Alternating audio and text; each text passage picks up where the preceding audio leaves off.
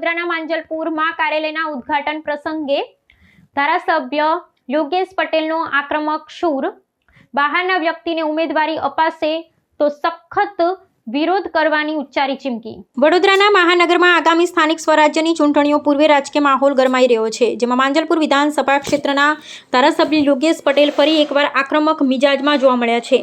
શહેરના માંજલપુર વિસ્તાર અંતર્ગત આવતા વિભાગ ક્રમાંક 18 ના નવા જનસંપર્ક કાર્યાલયના ઉદ્ઘાટન સમારોહમાં ઉપસ્થિત રહી અને તેમણે ઉમેદવારી પસંદગી મામલે પક્ષના મોવડી મંડળ અને કાર્યકરો સમક્ષ સ્પષ્ટ શબ્દોમાં પોતાનો મત રજૂ કર્યો હતો। આ સમારોહમાં જનમેદનીને સંબોધતા ધારાસભ્ય એક કરતાં વધુ વિસ્તારોમાંથી ઉમેદવારીની માંગણી કરનાર મહત્વાકાંક્ષી આગેવાનો સામે ખુલ્લી નારાજગી વ્યક્ત કરી હતી। તેમણે મંચ પરથી હુંકાર કરતા સ્પષ્ટપણે જણાવ્યું હતું, જો રાજકીય પક્ષ દ્વારા સ્થાનિક કાર્યકરોની અવગણના કરી કોઈ બહારની વ્યક્તિને પ્રતિનિધિત્વની તક આપવામાં આવશે તો તેનો સખત વિરોધ કરવામાં આવશે। તેમણે ભારપૂર્વક ઉમેર્યું હતું કે સ્થાનિક સ્તરે જે પાયાના કાર્યકરોએ નિષ્ઠાપૂર્વક પરિશ્રમ કર્યો છે, ચૂંટણી લડવાનો પ્રથમ અધિકાર અને તક તેમને જ મળવી જોઈએ।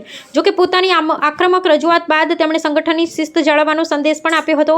તેમણે ઉપસ્થિત કાર્યકર્તાઓને અપીલ કરી હતી કે અંતિમ નિર્ણય પક્ષની નેતાગીરીનો જ રહેશે અને પક્ષ જેને પણ સત્તાવાર ઉમેદવાર તરીકે જાહેર કરે તેને વિજયી બનાવવા માટે સૌએ સંગઠિત થઈ શ્રમ કરવો પડશે। વધુમાં ઉમેદવારી ન મળવાની સ્થિતિમાં કોઈ પણ કાર્યકરોએ તેમના પ્રત્યે વ્યક્તિગત અસંતોષ કે નારાજગી ન રાખવા માટે પણ તેમને ખાસ અનુરોધ કર્યો હતો, જે સૂચવે છે કે તેઓ આગામી ચૂંટણીઓમાં પક્ષની આંતરિક ખેંચતાણ જૂથવાદને કાબૂમાં રાખવાના સક્રિય પ્રયાસો કરી રહ્યા છે।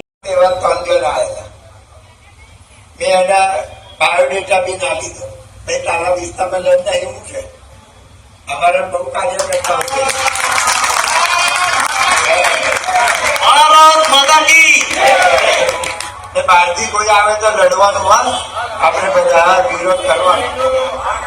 આજે જો ભાઈ મહેનત આપણે કરી છે, આપણે બધે ફર્યા છે, આપણે મોટરો બસ ભરી છે, આપણે બધું જે પાર્ટીએ જે કીધું છે આપણે કર્યું, તો આપણાને ચાન્સ મળવો જોઈએ।